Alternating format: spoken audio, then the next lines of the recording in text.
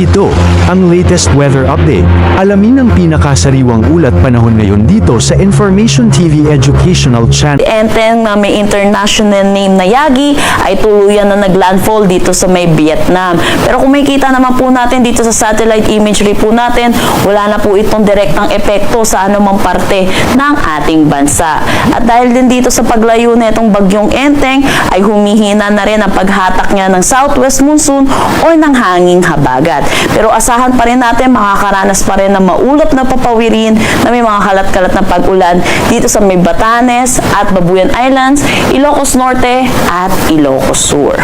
Samantala, for Metro Manila at nalalabing bahagi ng ating bansa, asahan po natin magiging maaliwalas ang ating panahon, pero asahan din po natin ang mga panandaliang pag-ulan sa hapon at sa gabi, dulot ng mga localized thunderstorm. Kaya ugaliin po natin i-check ang social media pages at ang website ng Pag-asa para sa mga nilalabas na thunderstorm advisory. Meron din tayong low pressure area na binabantayan dito sa labas ng ating Philippine Area of Responsibility. At ito naman po ay mababa ang tsansa na maging isang ganap na bagyo at magkaroon ng direktang epekto dito sa ating bansa. At mababa din yung tsansa nito na pumasok mismo ng ating Philippine Area of Responsibility. Meron tayong mga binabantayang cloud cluster sa loob at labas ng ating PAR.